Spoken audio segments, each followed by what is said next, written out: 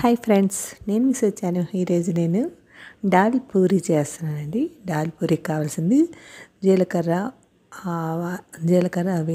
జీలకర్ర తాలింపు పెట్టేసుకోండి. పచ్చిమిరపకాయలు, ఉల్లిపాయ ముక్కలు, అల్లం వెల్లుల్లి ముద్ద వేసుకొని తాలింపు పెట్టుకోండి. అందులో ఒకసారి వేగాక చిన్న టమాటా ముక్కలు, క్యారెట్ తురుము కలిపి అలా వేయనివ్వండి. అందులో పసుపు, ఉప్పు, టేస్ట్కి తగ్గ ఉప్పు వేసుకొని కలిపేసుకోండి.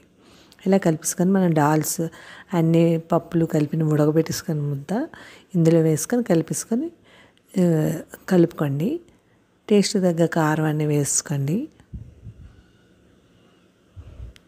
ఇలాగా నీరు అది వేయకూడదండి ఇందులోకి. దాల్ పూరి కాబట్టి మనం పూరి ముద్ద కలుపుకొని చపాతి ముద్ద ఎలా కలుపుతాం అలాగే పూరి ముద్ద కలుపుకొని అందులోని లోపల స్టఫింగ్ చేసుకోవాలండి. మనం అందులో ఇలా స్టఫింగ్ చేసుకొని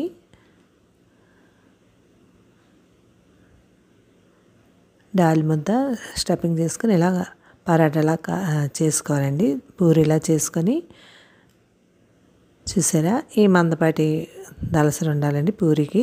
చాలా బాగుంటుంది, మీరు ట్రై చేయండి. దీంట్లో కూర ఎక్కర్లేదండి. ఇంకా మనకి నూనె మరిగాక ఇందులో వేయించేసుకోండి. అంతేనండి, దాల్ పూరి రెడీ అయిపోయింది.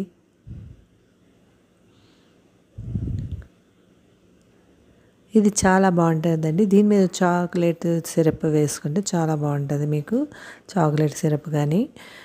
ఇక్కడ వర్షం పడుతుంది, అందుకే వేడివేడిగా పూరీలు చేసుకొని తింటున్నాము. మీరు ట్రై చేయండి, చాలా టేస్ట్గా కూడా ఉంటాయండి దాల్ పూరీలు.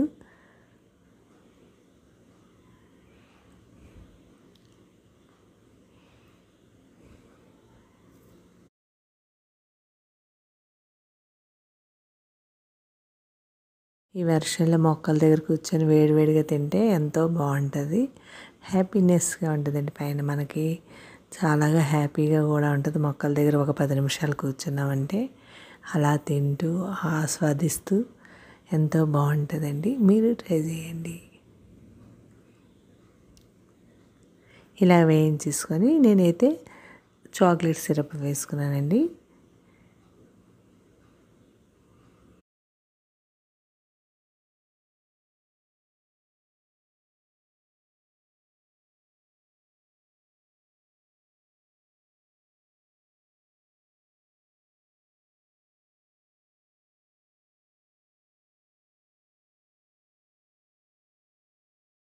అంతేనండి, ఎంతో టేస్టీ అయినా దాల్ పూరి రెడీ అయిపోయింది. మీరు ట్రై చేయండి. ట్రై చేసి ఎలా ఉందో కామెంట్ సెక్షన్లో పెట్టండి. Thank you, bye. సబ్స్క్రైబ్ చేయండి, లైక్ కొట్టండి, కామెంట్ పెట్టండి. బాయ్.